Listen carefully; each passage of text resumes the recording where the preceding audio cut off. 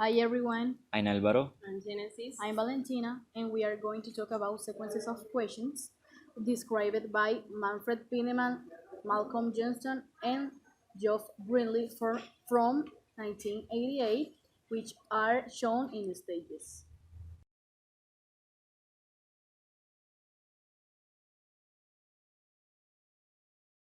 Okay, as my classmate Valentina told us before, they describe the sequence in stages, and I'm going to explain you stage 1. In this stage, questions are made by simple words, formulae, or sentence fragments. I'm going to give you some examples.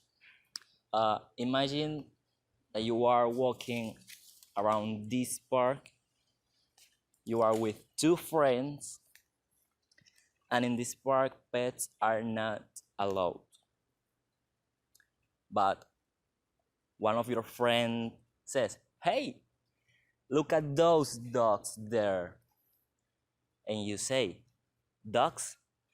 You say dogs because you were impressed because you've never seen dogs in the park. Okay? Another example can be, "Hey, look at those dogs walking there. There are 4 dogs," and you say, "4 dogs?" Okay? Another example that's impossible because I think all of us know what's a dog, but one of your friends says, "What's that?" He wanted to say, "What is a dog?" but he used a fragment of sentence fragment, to ask something. Okay?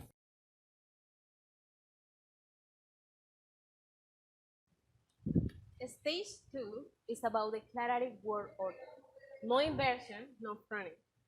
Declarative order with rising intonation, it's common in a yes no question. In English, you can say, "It's a monster in the right corner."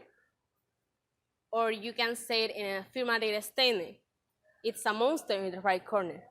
Another example could be in an affirmative statement, "The boys throw their shoes."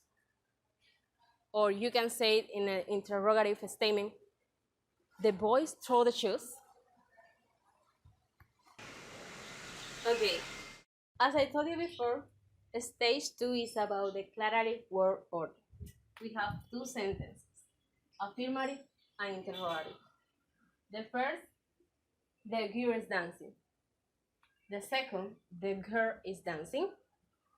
There is a rising intonation with the same structure. But when you use interrogative form, you use rising intonation.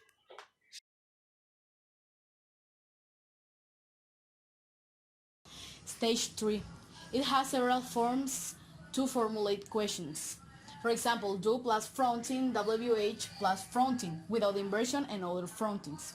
Frontings are used to describe specialized forms of reassurance that comprises several factors. For example, where the children are playing.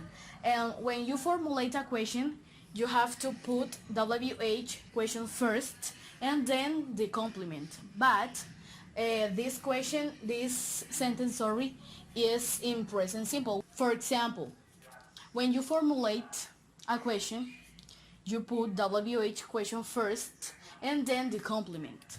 This complement is the children are playing, would be fronting in this case.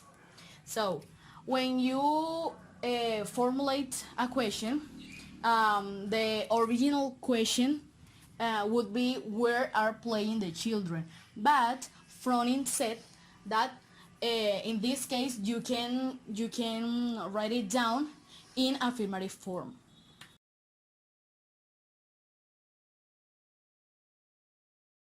Okay, stage 4. Inversions in W question plus copula. Yes, no question with other auxiliaries.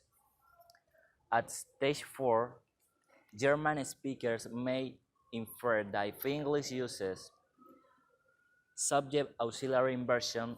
It may also permit inversions with full verbs as German does, leading them to produce questions such as like you baseball in English, magst du baseball in German.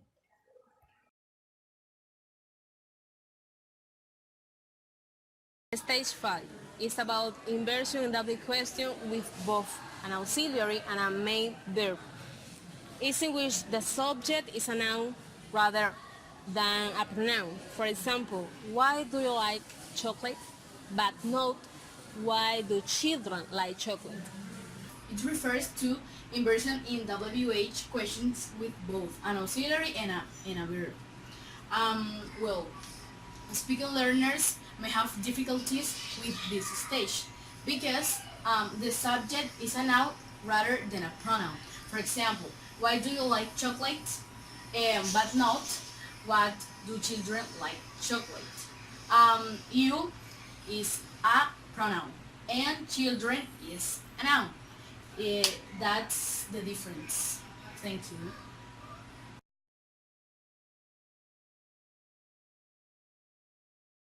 To sum up, to learn English as a second language, you must understand that it has changes and you can use it in a greater variety of situations like contexts. In our case, questions are mainly focused on similarities between affirmative forms and interrogative forms. Each stage question has different ways to formulate according to the grammar situations and tenses.